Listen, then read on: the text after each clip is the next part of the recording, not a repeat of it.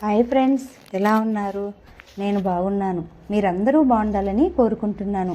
ఇప్పుడు కథలోకి వెళ్దాం. చదువుతున్నది శోభారెడ్డి. నేను చెప్పిన చీర కట్టుకున్నావా?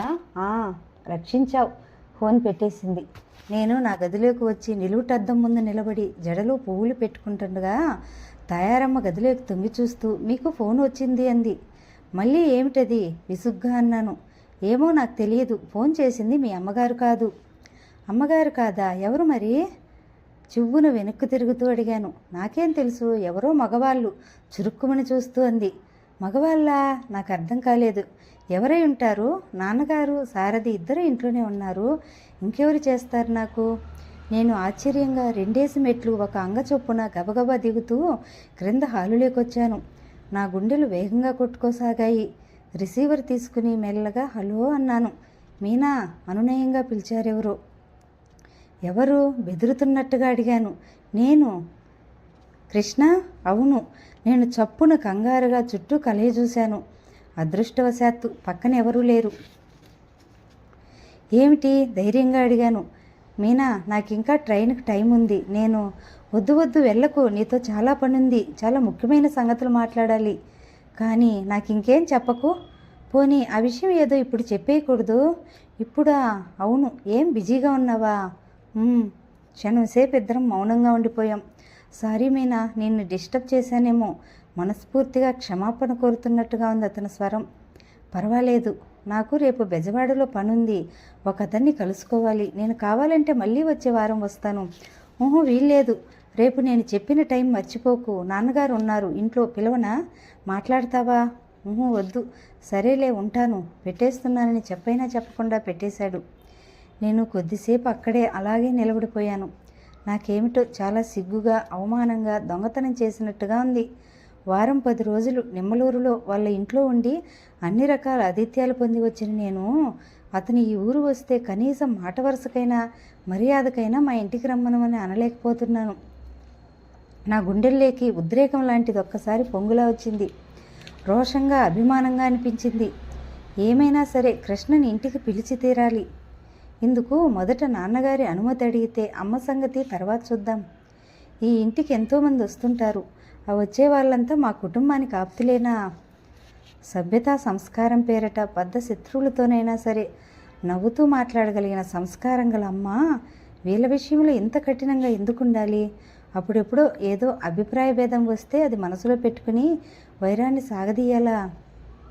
మనిషి కాలంతో పాటు కొన్ని స్మృతులని గతంలోకి వదిలేయాలి, కానీ అవే పట్టుకుని కూర్చోటం ఏమో అంటుంది. నేను విసురుగా నాన్నగారి గదిలోకి వచ్చాను. ఆయన అప్పటికే తయారై మా కోసం వేచి చూస్తున్నట్టుగా పేపర్ చూసుకుంటున్నారు.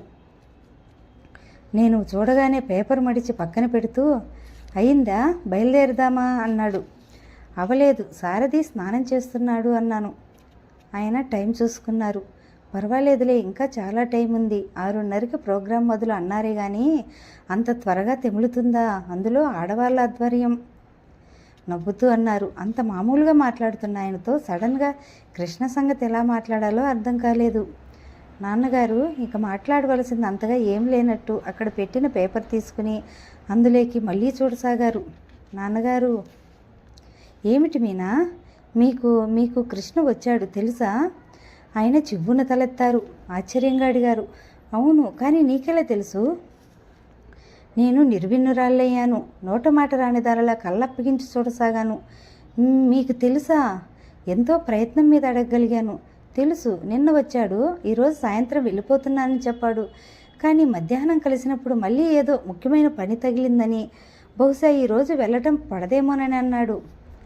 మధ్యాహ్నమా? మీరు అతన్ని కలిశారా? నాన్నగారు తల ఊపుతూ అన్నారు. అవును, మీ అమ్మ వాళ్ళని క్లబ్లో వదిలి నేను అంతసేపు వెళ్ళింది ఎక్కడికి అనుకున్నావు? వాడి దగ్గరికే. నువ్వు ఇంతకీ చెప్పనేలేదు. ఎక్కడ కనిపించాడు నీకు? ఎయిర్పోర్ట్లో. ఓ, మధుసూదన్ ఈరోజు బెంగళూరు వెళ్ళాడని చెప్పాడు. పంపించడానికి వెంట వెళ్ళాడు కాబోలు. మధుసూదన్ ఎవరండి? కృష్ణ స్నేహితుడు. అతని పినతండ్రిదే కృష్ణ తీసుకుని చేస్తున్న పొలం. నాకు హఠాత్తుగా గుర్తుకొచ్చింది. వెంటనే అడిగాను, కృష్ణ అసలు ఈ ఊరు ఎందుకు వచ్చారట? మీకేమైనా చెప్పాడా? ఏముంది, ఎప్పటిపాటే ఆ పొలం యజమాని అంటే మధు పినతండ్రి. పొలానికి బేరం వచ్చింది, అమ్మేస్తున్నానని టెలిగ్రామ్ ఇచ్చాడు. వాడు వచ్చి అదే ధరకు కొనుక్కుంటానని గడువు ఇమ్మని అడిగాడు. ఇచ్చాడు 15 రోజులు. అది కూడా మధు గట్టిగా చెప్పి బ్రతిమలాడితే. ఎంతట ఖరీదు? 25,000. 25,000 నేను కళ్ళప్పగించి చూశాను. అవును 25,000. ఆ పొలం అంత ఖరీదు చేస్తుంది. నాన్నగారు పేపర్లోకి చూస్తూ అన్నారు. ఆయన ముఖానికి అంతులేని గాంభీర్యం ఆచ్ఛాదనలా వచ్చేసింది. ఆయన ముఖ కవలి గమనిస్తే ఈ ప్రసంగం ఇంకా పొడిగించటం ఇష్టం లేనట్టుగా అనిపించింది. అమ్మ అయితే నాకు భయం. ఆవిడ కాస్త కనుబొమ్మలు ముడిచేస్తే చాలు ఆ చుట్టుపక్కల ఉండబుద్ధి కాదు. కానీ నాన్నగారు అలా కాదు. ఆయన ఇష్టాలతో నాకేం పని లేదు. ఎలాంటి సమయమైనా నేను కావాలనుకున్నది వెంటనే అడిగేస్తాను. చనువు స్వతంత్రం నాకు చిన్నప్పటి నుంచి ఉన్నాయి. అందుకే ధైర్యం సంభాషణగా పొడిగించాను. 25,000 కృష్ణ ఎక్కడి నుంచి తెస్తాడు? నాన్నగారిని అడగలేదు కదా. కృష్ణ నాకు కనిపించాడు, కానీ మాట వరుసకు కూడా నాన్నగారిని కలిసినట్టు చెప్పలేదు. ఆ విషయం గోప్యంగా ఉంచాల్సిన అవసరం ఏమొచ్చింది? హఠాత్తుగా నాకు మెరుపులో ఒక అనుమానం వచ్చింది. నాన్నగారు కృష్ణ మిమ్మల్ని డబ్బు సాయం చేయమని అడిగాడా? నాన్నగారు మళ్ళీ తలెత్తి వాడా నన్నా? లేదు, నా అంతటి నేను అప్పుగా ఇస్తానంటే కూడా వినిపించుకోలేదు. నా ఈ ఇన్ని సంవత్సరాల జీవితంలో వాడంత మొండి మనిషిని ఎక్కడా చూడలేదు. కోపంగా అన్నాను. మరి డబ్బు ఎక్కడి నుంచి తెస్తాట? అదే నాకు తోచడం లేదు. వాడికి అంత డబ్బు అప్పు ఇచ్చేవాళ్ళు ఆ మాత్రం ఏరి ఒకవేళ ఇచ్చినా మళ్ళీ అక్కడ కూడా ఇదే బాధ ఎదురవుతుంది. వాడికి కాబోయే మామగారిని అడుగుతాడేమో. సుందరి తండ్రినా? అవును, కానీ ఆయన అప్పు ఇవ్వటానికి ఒప్పుకోవటం లేదట. కావాలంటే ఆ పొలం కూతురు పేరు మీద కొనేస్తాను, అమ్మాయి పేరు మీద రిజిస్టర్ చేయించు అన్నట్ట. అది వీడికి ఏమాత్రం ఇష్టం లేదు. ఆ పొలం అంటే వీడికి ప్రాణంతో సమానం.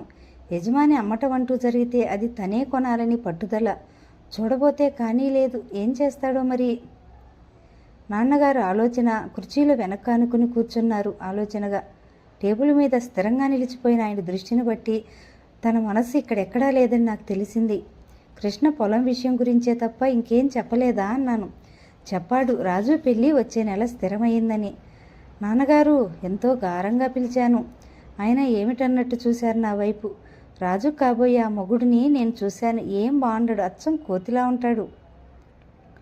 మనుషుల్లో కొంతమంది కంటే ఆ కోతులే చాలా నయం మీనా. అవుననుకోండి, రూపంలో సామాన్యమైతే పర్వాలేదు, కానీ స్వభావంలో మర్కటి చేష్టలు ప్రదర్శించే మనుషులతో జీవితాంతం గడపటం కష్టం కదండి. రాజుని నేను ఈ పెళ్ళికి ఎదురు తిరగమని ప్రోత్సహించాను. ఏమిటి? అవునండి, నాకెందుకో ఆ సంబంధం ఏమాత్రం ఇష్టం లేదు. రాజు నొచ్చుకుంది. కృష్ణకి ఎదురు తిరుగుతానని వాగ్దానం ఇచ్చింది కాబట్టి పెళ్లి జరగదు. ఏమిటి? నాన్నగారు లేచి నిలబడ్డాడు. ఆయన ముఖం ఎర్రబడింది. కళ్ళు అగ్నిగోళాల్లా మెరిసినాయి. ఉగ్రమూర్తిలా ఉన్న ఆయన రూపం చూసి తెల్లబోయిన నేను ఆ ప్రయత్నంగా ఒక అడుగు వెనక్కి వేశాను. నాన్నగారికి ఎందుకో హఠాత్తుగా ఎప్పుడూ రానంత కోపం వచ్చింది. ఇందులో ఆయన అంత ఆగ్రహించాల్సిన చెడు ఏముందో నాకు అర్థం కాలేదు. రాజుకి పెళ్లి తప్పించడానికి నేను చేసింది మంచిది కాదా? అది దానికి ఉపకారం చేయటం కాదా? నాన్నగారు కఠినంగా అన్నారు. ఎందుకు చేశావు ఈ పని? ఇది తెలిస్తే కృష్ణ మళ్ళీ మన ముఖం చూస్తాడా? మీ అమ్మ వాళ్ళతో సంబంధం లేకుండా చేసింది నువ్వు, వాళ్ళ ముఖాలు చూసే ప్రాప్తం కూడా లేకుండా చేసావన్నమాట. రాజు ఆ పెళ్లి మానేసి ఏం చేస్తుందట? నీతో వచ్చి ఇక్కడ ఉంటుందా? నువ్వు ఉద్ధరిస్తావా? లగ్నం పెట్టుకున్న తర్వాత ఆ పెళ్ళి ఆగిపోయిందంటే ఆ పల్లెటూళ్ళలో ఆ కుటుంబం ఎంత నవ్వుల పాలవుతుందో తెలుసా నీకు? నాన్నగారు, నువ్వు అసలు ఉత్తరం రాసే ముందు కనీసం నాతో చెప్పావా? నన్ను అడిగావా? నిన్ను అసలు నిమ్మలూరు పంపటం నాది బుద్ధి తక్కువతనం. వాడెంతో కష్టపడి అన్ని ప్రయత్నాలు చేసుకున్న తర్వాత ఆ పెళ్ళి నీ మూలంగా ఆగిపోయింది అంటే వాడేం చేస్తాడో తెలుసా? నిన్నేమీ అనడు. మనకు కొన్ని వేల మైళ్ళ దూరంలో ఉండేలా జాగ్రత్త పడతాడు. నేను వాళ్ళకేం సాయం చేయలేకపోయినా కనీసం కంటితో చూసుకున్నైనా తృప్తి పడుతున్నాను. చివరికి ఆయోగం కూడా లేకుండా చూసి పుణ్యం కట్టుకున్నామన్నమాట. కానీ నాన్నగారు, కళ్ళల్లో గిర్రును తిరగబోతున్న నీళ్లను బలవంతంగా నిగ్రహించుకోవటానికి వెనుగులాడుతూ అన్నాను. వెళ్ళవతలికి, చాలా గొప్ప పని చేశావు. పెళ్ళి జరగదట. ఎందుకు జరగదో నేను చూస్తాను. రాజుకు నేను ఈరోజే ఉత్తరం రాస్తాను. అలాంటి పిచ్చి పిచ్చి వేషాలం వేయవద్దని బుద్ధిగా కృష్ణ చెప్పిన మాట విని ఆ ఇంటి పరువు నిలబెట్టమని ఇప్పుడే రాస్తాను. అంతేకాదు, రాజుకి ఇష్టం ఉన్నా లేకపోయినా దాని కాళ్ళు కట్టిపడేసైనా సరే వాడు అన్ని ప్రయత్నాలు చేయాలనుకుంటున్న ఆ లగ్నానికి చేసుకుంటున్న ఆ ముహూర్తానికే మూడు ముళ్ళు పడేలా చూడమని కృష్ణకు కూడా చెప్తాను. ఇందులో నేను చేసిన తప్పేముందండి? బిగబట్టిన కంఠంతో అన్నాను. తప్పని అడుగుతున్నావు ఇంకా? అభం శుభం తెలియని దాని మనసులో వెర్రి కోరికలు ఎక్కెత్తించడం, అంతం లేని ఆశలు కల్పించడం కంటే క్షమించడానికి నేరం ఇంకోటిందా? పెళ్ళి మానేయమన్నావు, నువ్వు మానేస్తావని చెప్పింది అది. ఏముంది, ఏం చేస్తుందట? దానికి నువ్వేం సాయం చేస్తావట? దాన్ని తెచ్చి ఇక్కడ పెట్టు. ఇంట్లో అట్టు పెట్టుకోగల నువ్వు? లేక దానికి పెళ్లి చేయగలవా? ఏం చేయగలవా? వద్దని ఎదురు తిరగమని రాశావు. తర్వాత ఎన్ని బాధలు ఎదురవుతాయో కించిత్ అయినా ఆలోచించావా నువ్వు?